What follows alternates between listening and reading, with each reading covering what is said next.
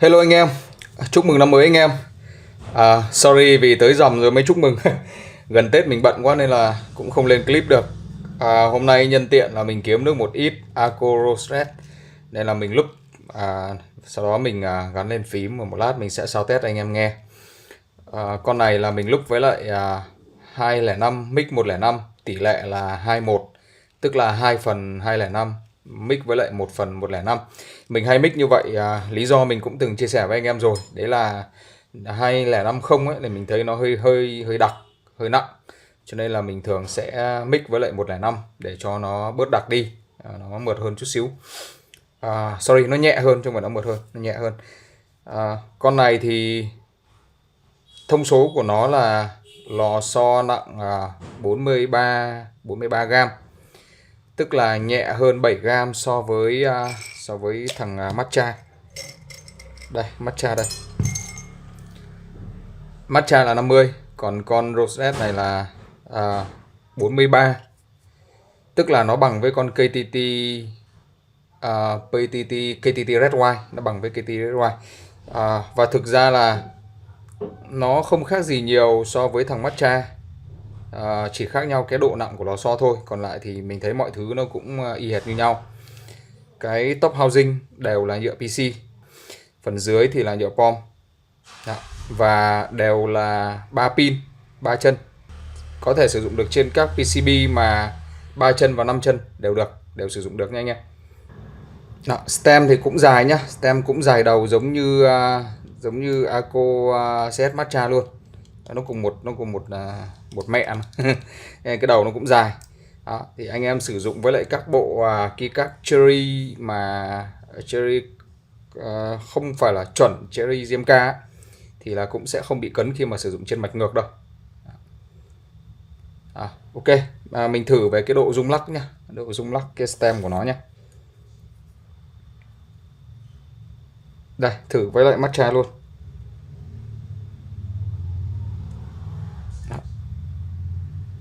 Nó giống hệt như Matcha, là cái stem gần như là không rung lắc, rất ít rung lắc. Đây là cái mà mình rất thích ở trên các dòng suite của Arco, đấy là stem của nó cực kỳ vững, không bị rung lắc nhiều.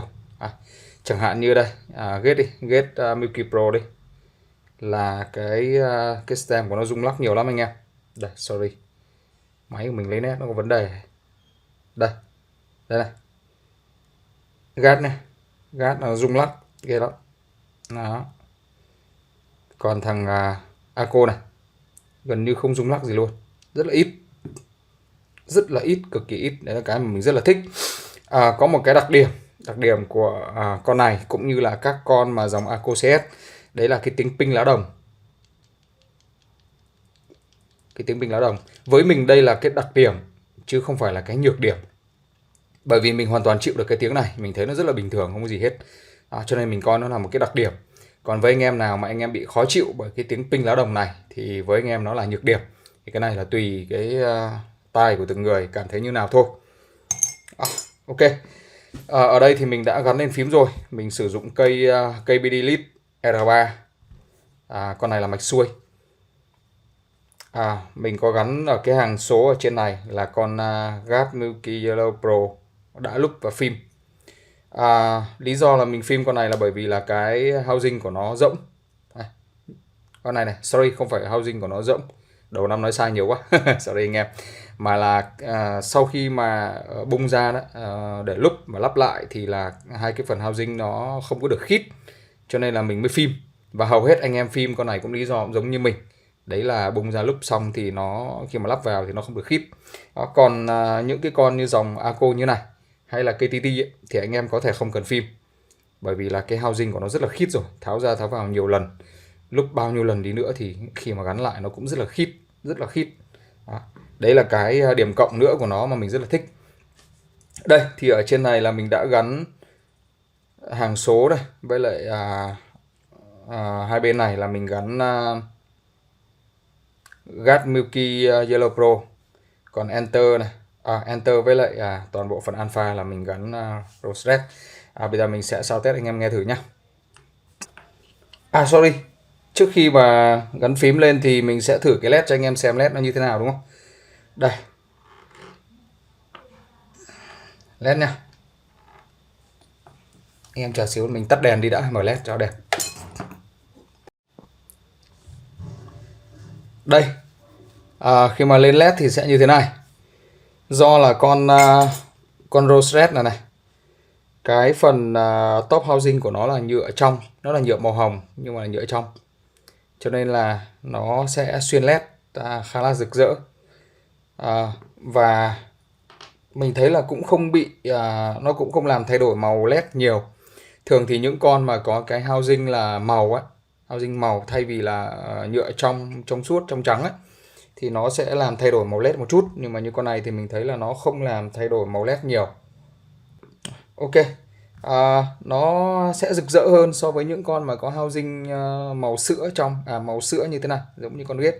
Gate thì nó lên LED kiểu mờ ảo, còn như con này thì nó sẽ lên LED là rực rỡ luôn. Anh em nào chơi hệ đèn ngủ các thứ là yên tâm luôn, dùng con này là yên tâm luôn. LED xuyên rất là rực rỡ, đẹp. Ok, bây giờ mình sẽ gắn phím lên và sau test anh em nghe nhé.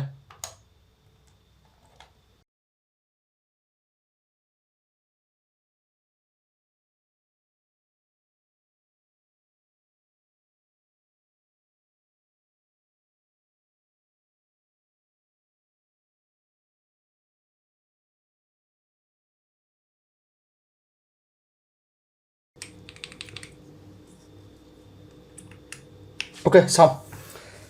Giờ mình cho test nhé. Để mình hạ cái máy xuống chút xíu, nghe cho nó rõ hơn.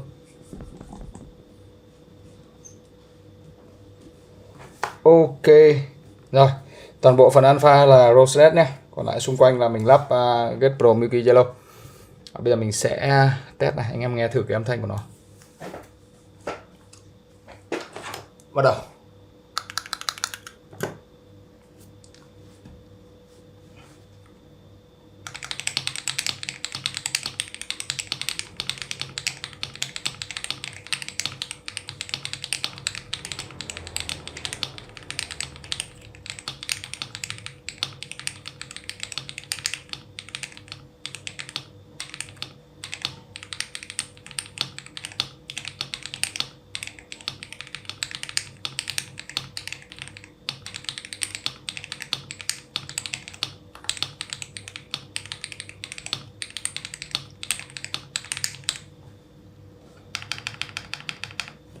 Space.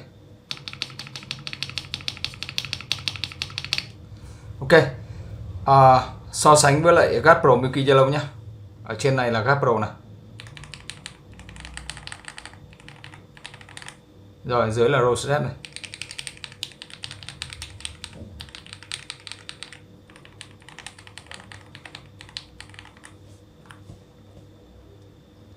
Phím dài nhé, đây là GAT này, đây là Aco này.